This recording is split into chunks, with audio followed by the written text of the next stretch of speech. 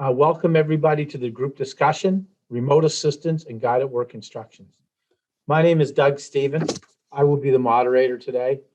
I'm president of CGS Enterprise Learning, and as well very pleased to be part of Teamwork AR, which is our device independent software platform that allows different devices to connect through mixed reality.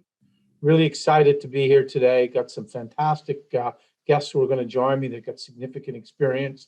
What we really hope to get today is to generate some ideas of hopefully everybody embracing mixed reality. We're on the cusp of something really fantastic. And I think when you listen to, Kevin, Andy, John, and Jacqueline, you're going to see some pretty cool stuff that's going on. So without any further ado, what I'd like to do is first introduce Kevin. Thanks, Doug.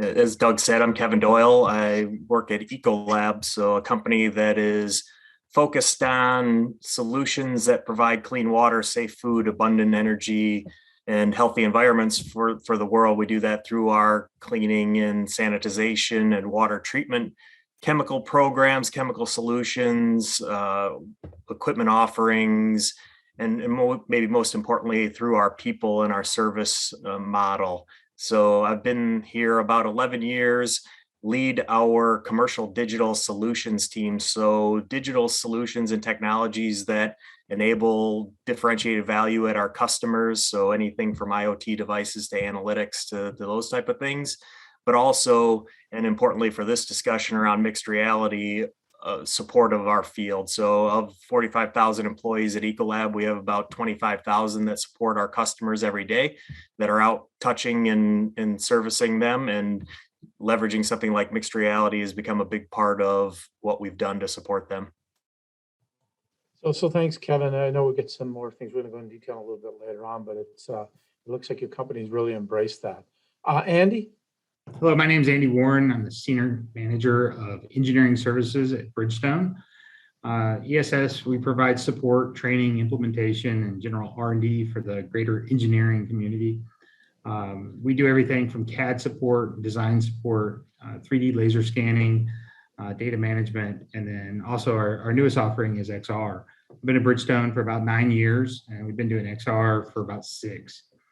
We got into XR to reduce time to market, reduce the cost of our equipment that we used to make tires with. We started out with designer view, being in VR and being able to walk around in some of our very large machines, and then got into remote assistance. And then obviously during the pandemic, remote assistance became huge, and it became key to helping us survive through this. And then, we're really trying to get more into the training area. We know that the training is a huge cost. We're losing a lot of knowledge with a lot of retirements right now, and training we think is the next big step with XR, and we're trying to push in that direction. Thanks, Andy. I appreciate that. John?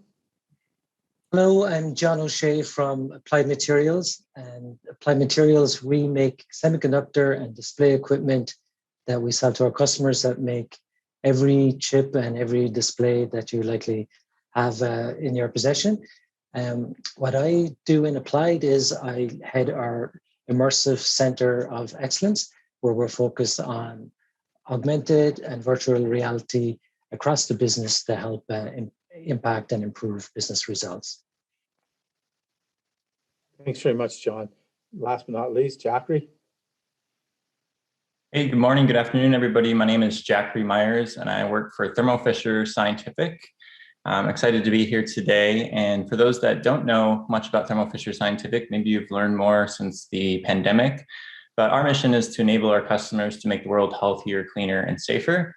And that means that we participate in a lot of projects related to human health in the medical and diagnostic space, also in transportation, water safety, food safety, and pharmaceutical manufacturing as well. My sort of vision for immersive technologies at Thermo Fisher is to be regarded as the unrivaled leader in transforming science by enabling our customers to have superpowers through immersive technologies and therefore achieve their full potential. And I've had the privilege of being at Thermo Fisher for 9 years. The first 8 were actually in services and support, which is a great primary use case for XR in general. especially in this day and age. And I'll be sure to share some more about that in the next part of the segment. But I also get to participate in other opportunities such as in operations, in marketing and sales, in product design and R&D, and many other spaces as well. So thank you for having me. Thank you very much. So what I'd like to do is, over the past month, I've had a, really privilege to talk to each and every one of you about what you're doing. And I thought there's some pretty interesting use cases of how you're using and the effects. So, what I really like to do is let's go to Kevin first. And Kevin, if you can get a little more in depth about what was driving your issue and to talk about, making sure, saving on cost of travel and spending more time with the customer.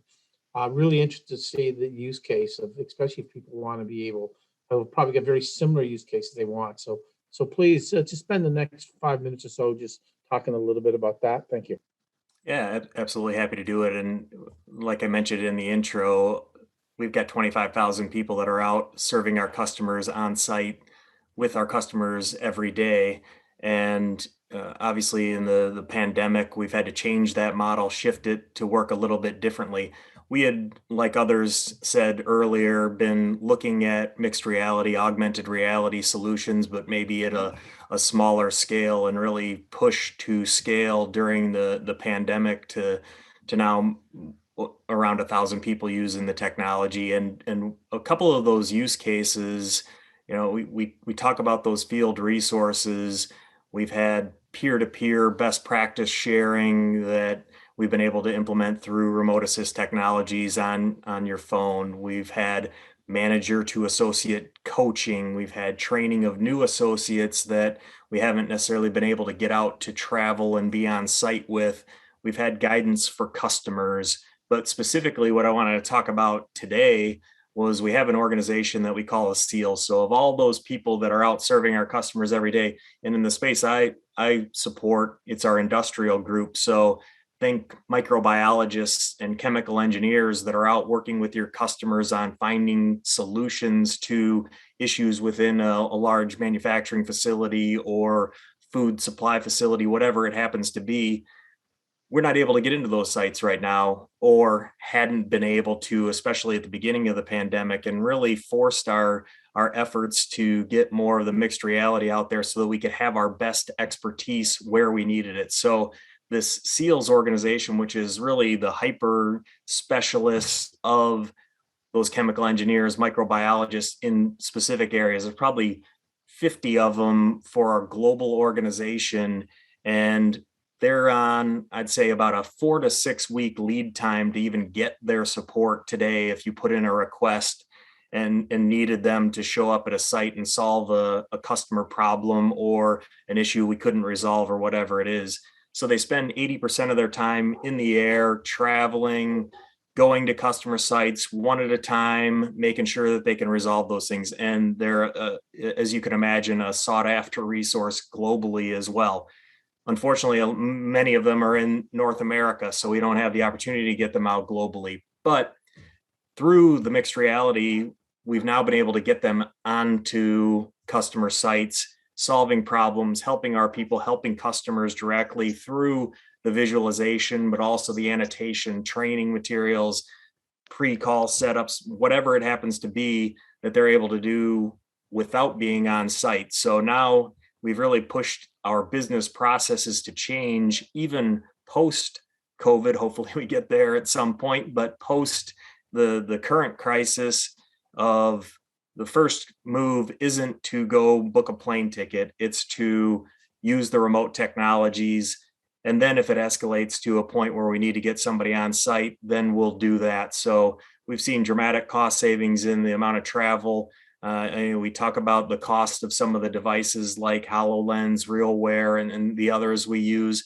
We've certainly seen an offset to our investment there that more than justifies the capability. And we simply look forward to even taking it now to further steps to get it more implemented. It was interesting, Kevin, you were saying in a lot of cases, a lot of clients were at very difficult places to get to. So it would take you a day to get there, a day to get situated, and a day to leave. So now you can see 3 or 4 customers in that 3-day span. So just the customer satisfaction, I thought, would be huge. And the fact that you could do more coverage with those seals who are really in demand and be able to shorten the time frame that they could actually see your customers. So I thought it was a fantastic use to mixed reality. Yeah, you hit on a key point there, Doug. Absolutely, they can get to more customers in a week, but they've also been able to get to China or other parts of the world that they wouldn't typically be able to get their eyes into. So it really has been a bonus for us, not just in North America or whatever region they're deployed in. It's been a global change. Well, thank you very much. And Andy, I know you've got some pretty interesting things when I was talking to you about what you're doing at Bridgestone and the whole idea of getting things out fast and making it simple. So I'm really interested. I'm sure the team of people listening would like to hear it as well. Yeah, thank you. And one of the things that one of my executives quotes, and I did some research, and it goes back to the 1700s, is don't let perfect be the enemy of good. You know, so many times when we're trying to create something new, you know, we want it to be polished. We want it to have the company logo on it. We want it to have all these tools that we've envisioned, and we spend all this time and we don't get it out there. And then once you get it out there, kind of find out the user didn't really want it to work the way you thought they would, and you ended this problem. So we really believe in getting these pilots and these trials out there, and you know, letting people get their hands on these devices and start using them. And maybe you're using some tool that's a viewer that was really meant to be a video game viewer, but we can use it to view 3D models. Now, what can we do? As long as we let our customer know ahead of time, hey, this is what we're going to do. And our customers are the engineering staff at Bridgestone, the plants, corporate. We say, hey, this is going to be a trial. We want you guys to give us feedback on what do you like? How do you like these controls? Do you like to pinch or do you like to point? You know, how do you like that control to work? And so we can get stuff out there and get it in people's hands and get a much better solution when we're done versus trying to come up with this perfect solution that we're getting out there. You know, a good example is we just get a 3D model in there for training.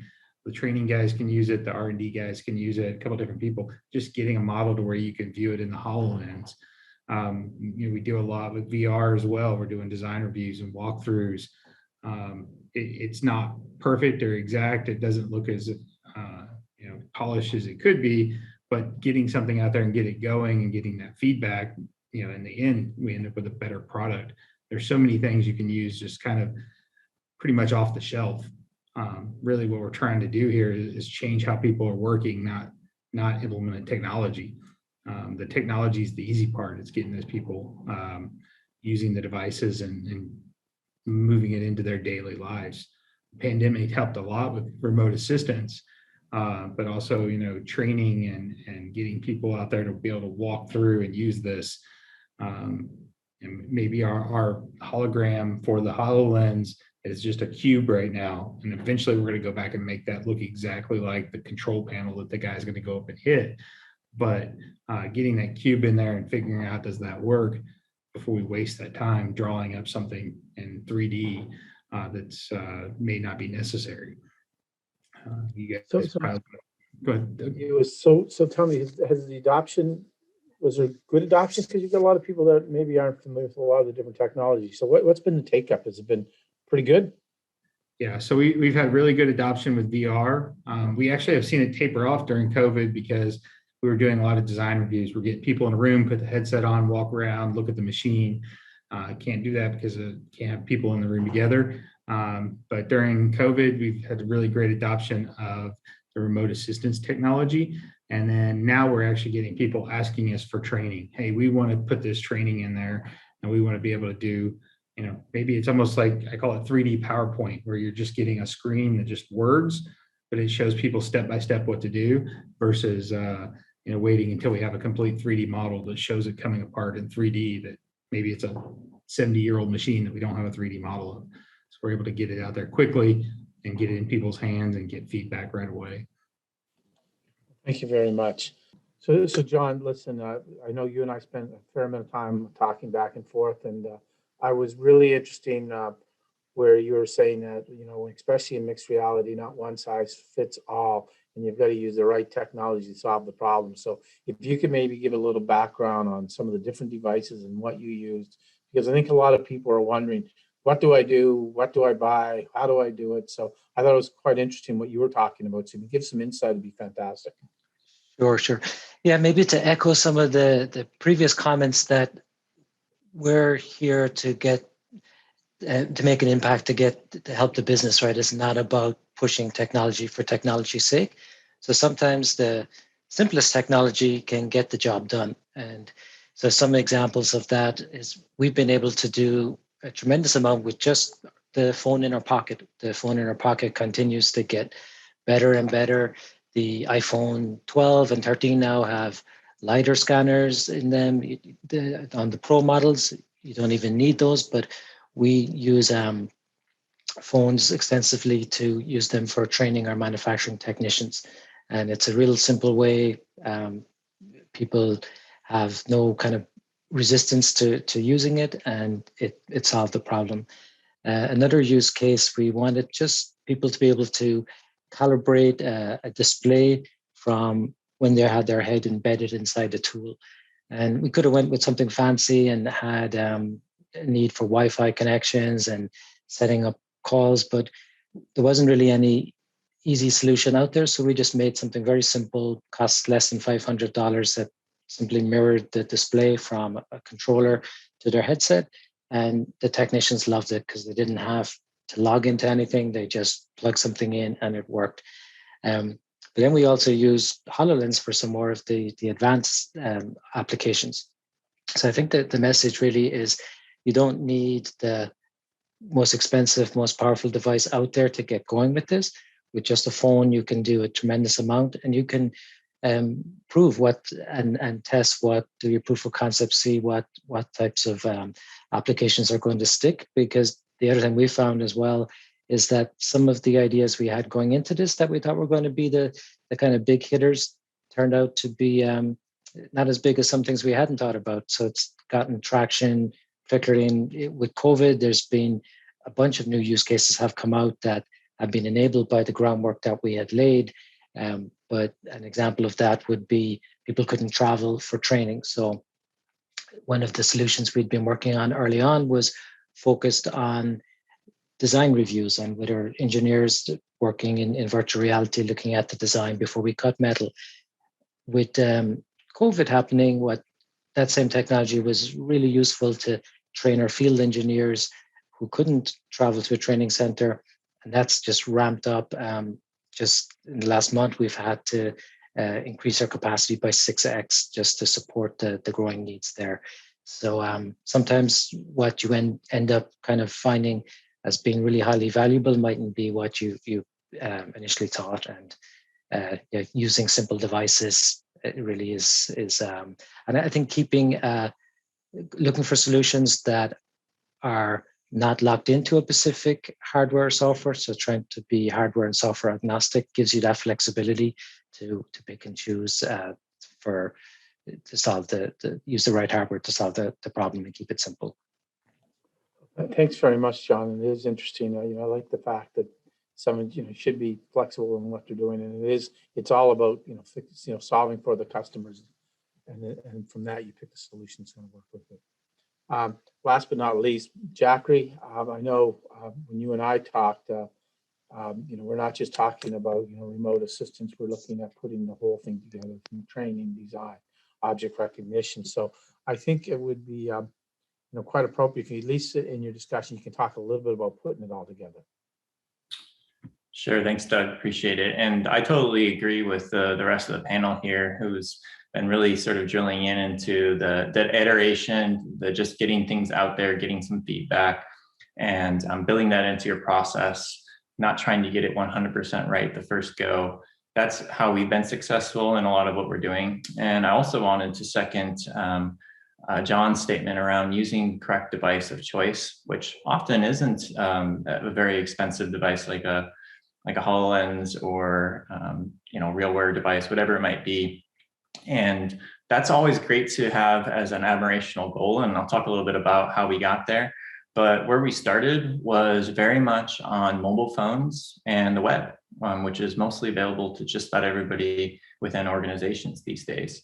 And so when you think about building 3D experiences and immersive technology, it doesn't have to be the all-in luxury Cadillac, device to present that. There's plenty of devices that we have access to, and a lot of what we do is on tablets and smartphones or web browsers. The other part of that strategy that resonated with me is to be multi-device supported or hardware agnostic, or however you want to define it, meaning that you can have a strategy that involves more expensive devices, and you should have a plan to introduce them as part of your investigation.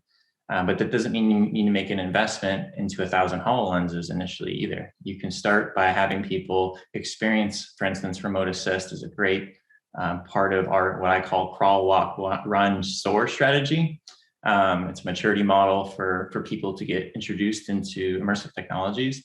But as part of your plan, you can have people using mobile devices with remote assist. What you're losing is your hands-free operability. But in many use cases, it's not that more efficient to have that. You can set the phone down for 5, 10, 15 seconds, pick it back up and proceed to the next step if you need to have a screwdriver in one hand and a part in the other hand, right? So hands-free is great. It does improve the overall experience, but it's not always a necessity. So take a look at that when taking, in new technology into your roadmap. Now, as part of that, you can have people that do have those devices, and you can understand those use cases where that's really a hard requirement. I can think of some situations where putting the phone up and down over a 2-hour training or whatever it might be, that might get a little old at that point, right? And you need to have that continuity in your learning to really get the most value out of it. But by introducing it in both sort of different form factors, you can understand those limitations, and you can understand where you make your investment for those types of personas or those types of use cases that really need it. And eventually you'll get to a point where, well, they have it for that other use case. And that's a little bit of what I want to talk about today, is bringing all these things together and transitioning from single use cases or single applications into a platform of apps that can be served up by a device. And that's where we've been in the last year. I started this role about a year ago today, actually. And we started off by trying to find high value and sort of low risk and even inexpensive use cases. So we started looking at remote assist, and that is truly what I recommend as the crawl in your first stage, because remote assist is so flexible for many, many use cases, and especially in times where travel is either restricted or limited. Not only can you provide support to your peers, to your customers, or to others that are part of programs, but you can also use that same technology to train new people, to get other people up to speed and utilize it as a train-the-trainer model. There's a really sort of innate value in having a collaboration platform that allows you to connect remotely, not only see each other, which is nice, but also see what they're doing and guide them through that process in real time. So that can be extended to many things. We use them for factory acceptance tests, for audits, for new facilities that are being built, and our leadership team wants to see how it's going. Providing eyes on site through remote assist can be leveraged in many different ways, and use your imagination around that. So the other sort of side of this is the web, right? That's another part of the sort of crawl to walk strategy. I think it was Andy that mentioned just getting 3D models into viewers, right? So this is a great way that we started as well in various different use cases for training and support to start, but also in marketing, right? To be able to share these products in a very immersive way when they can't actually get that product to them physically on site. So to be able to demonstrate the utility and the value of the instrument, what it looks like, what it's going to feel like, and that can all be done through some open source libraries on the web today. And it's not tremendously difficult to do so. So there's immediate value you can apply there, and then you can continue to build it, right? You can start to add interactions in this model. So you can have, the doors opening and showing the insides or the internal components. You can start to add hotspots that indicate these are important features or components of this model. You can demonstrate through animation what a process actually looks like. So you can continue to evolve your 3D model over time and add additional value all through the web. And the beautiful thing about that is once you do that on the web, it's not too difficult to get that into other more immersive or more expensive devices as I think Andy had mentioned as well. How to port a model into a HoloLens is something that can be done relatively straightforward or in a straightforward way. So you can start to reuse these and now have that hands-free capability that you didn't have necessarily before. So there's an evolution of your process, and it requires iteration, and these can start to unify as well. And so in this platform that we have internally at Thermo Fisher for serving our service and support team members, it extends from the whole initiation or familiarization of that device through very immersive mixed reality training. They can essentially have a fully functional device in their living room or in their foyer of their house or in their garage or conference room, wherever it might be, and also bring in experts like a trainer or senior engineer, whatever it might be, to participate in that with them. And then you take that and you have to help them when they actually perform that activity as a job aid, right? So once they actually need to install this device or repair it or maintain it in some regard, they've already gone through that training. They've been familiarized in a no risk, essentially holographic equivalent of that. And now we remove that hologram, but we still provide all those contextual arrows, circles, videos, whatever it might be that was also included, but on top of the real device now. And we can use that to make sure that they're successful the first time they do that in the real world. Continuing through that, as they've been trained and now they're operating and successful in their process, well, they might need materials or different parts, consumables, tools. And we have a problem internally where that today is a big, long, pervasive, hard to understand database or Excel document. And so we provide that very easy visual cue. We give them that model in a web browser to be able to dissect out, this is the thing that I'm talking about. This is actually what I need. I don't know exactly what it's called, but this is what it looks like. And then finally, to wrap it up with the remote assist piece to be able to support people if there are challenges not covered through those other experiences. So it sounds like it's really the soup to nuts on using both mixed reality to be able to use that to help people from training support and really performance support as well. So what I'd like to do is just jump in and one of the things that people might ask is Kevin, you've got a large number of people using it right now. What would you say is the best way to get buy-in, especially for someone who wants to be able to get into this? What would you say to them? What to prepare for, and what sort of data should they get together?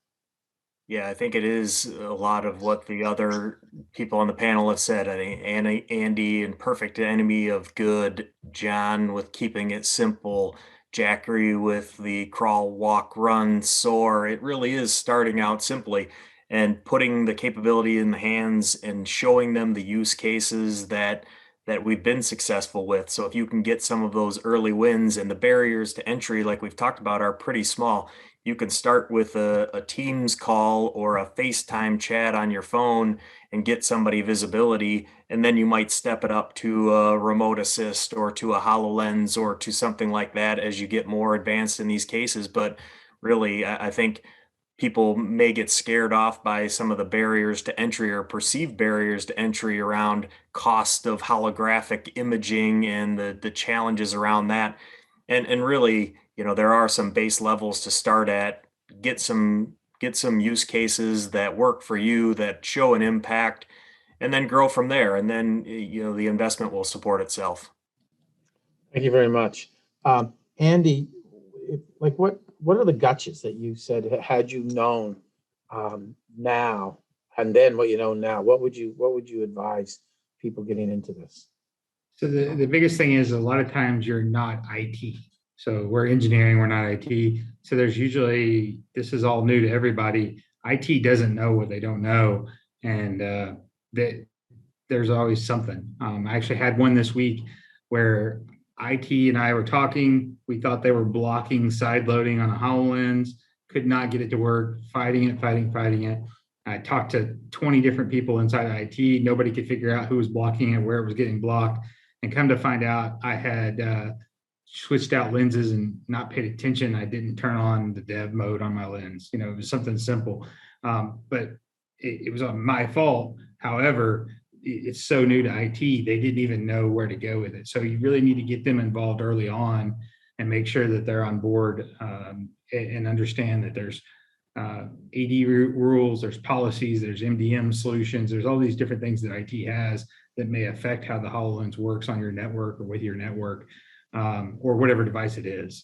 And you just got to get those guys involved early, and make sure that they're up to speed as you go through this, because it's usually a permissions issue, not even just XR, but 99% of my problems are permissions issues. John, anything you want to add to that you've seen the growth that you've experienced? Yeah, I think I can totally resonate with everything that was said there. I constantly face issues with things getting blocked by IT. So one of the things that I've found helpful there is to have a device that's off the grid, if you like. So I have non-work devices that I can prove everything out there quickly, iterate, figure out what it is I want, and then I can have a very targeted request from our IT organization that, okay, I need this, I need these specific ports open, and I know that it's worth my time to go through that with them, versus if I'm kind of in that research phase and I'm still not quite sure what's going to stick. So that's probably saved me like a year at least of time if I had gone through the normal challenge of trying to get things open first and then experiment. The other thing I would say that kind of lesson learned is the technology is challenges, but it's all solvable. The other part not to underestimate is the change management. I think that's probably equally as hard, or if not harder, than the technical side of things, getting people to adopt new ways. And really, if there was any silver lining for us with COVID, there was no other way to do a lot of these things. So the stuff that we'd been working on for years and saying, this can really help you, you should use it. And you'd get some early adopters that would adopt it, but very hard to get a big company to change the way they operate. COVID has shown us that not alone was this the only way we could do a lot of these things, but now we're looking at, okay, this, as we eventually come out of this, these things are going to stick. So it's given us that traction. It's giving our customers who are normally, who are still very IP sensitive, and we very much respect that, normally would never have allowed any of these types of devices into their facilities.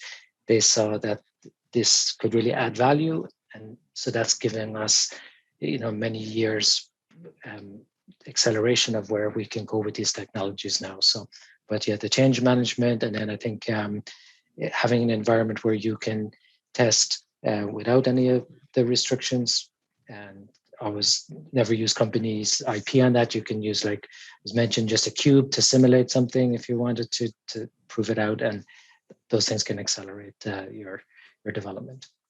Thank you. So we're coming very close to the end of this discussion. So I'm going to ask each and one of you, to start with Jacqueline, in 60 seconds or less, where do you want to take the company? I'm going to ask each one of you that, especially from a mixed reality point of view, because I know you've already demonstrated, all four of you demonstrate that you're actually doing it, you're getting the results that you need. But I think what the audience would like to know is, what do you think is next that you want to go? So again, we have limited time, so we get 60 seconds. I'll start with Jacqueline. Sure. My goal is actually a little pervasive, but I would imagine a future of which nearly every single person in the company is using an immersive experience in their day-to-day to become more productive, efficient, or effective. So what we need to do to get there is we got to build a community. That's what I'm working on right now, is building a large enthusiast community that can also get some stuff done and build standards for the company. Then allow for people to access content at scale as well, to use these 3D assets to build these experiences that they'll be using every single day. And then finally make it so easy and fun for them to create them that they will all become creators. So it's not me as a bottleneck at building applications. Everybody that is a subject matter expert in their function or space can build these applications with those assets, with their experience and easy to use creator tools. Fantastic. Kevin? Yeah, I mean, even building off of some of that, I love the community of practice. It's something that we stood up early on, had our people that were using it talking to each other.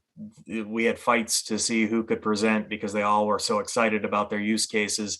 I think for us, it's trying to figure out what are those next steps and how do we advance the capability a little bit further. We've got a lot of offerings in the digital space. Like I had mentioned before, we work with our customers on their processes and equipment, in some ways making those better and working with them to make them better. So we've got a lot of digital twin activity, virtual representation of customer processes. How can we start embedding some of those things into the mixed reality solutions so that we get different views? We can manage completely remotely and see what's happening on customer sites. I think that's an aspiration for us, just to evolve our service model from the very tried and true way we've been doing it for 100 years of showing up at your site to really showing up for the right reasons. So for better visits and more productive visits when we do show up. So it's really the next step for us.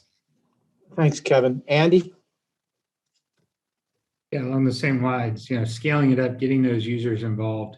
I don't want to say there's one particular path. Training obviously is big and everything, but I want the users to come to us and say, hey, if we did this, we can do this. So I want to be able to have that user base, like Jacqueline was saying, and Kevin was saying, we get the technology out there and we let them tell us what they need and want, and let that become, the next big thing. Because my ideas, are limited compared to, get 150,000 people involved in the company. Let them come up with the next great thing. Let's just us build the infrastructure that's going to support that and allow that to take off and grow and be its own thing. I think that's key, is building that infrastructure inside the company. And then also things like this EWTS is also great, because I think we need to have this infrastructure with each other, because it's Bridgestone's not a software hardware company, we're a tire company. So we want to be able to make sure that this thing will survive outside of just us, and we want to have the ecosystem as a whole survive. And so I guess really the sky's the limit of what we can do. We just got to be able to provide the tools for them to do it. Yeah, the whole idea of sharing of ideas and communitizing it is democratizing, I guess would be the better word for everybody to use. So the last word, John O'Shea, before we end this discussion. Yeah, so if I think about the kind of ultimate state of where I'd like to take this right now, training is a cost to our company, right? We take people, it takes a long time to train them up, and it's often can be a one-time activity. They're let loose and then expected to get it right every single time.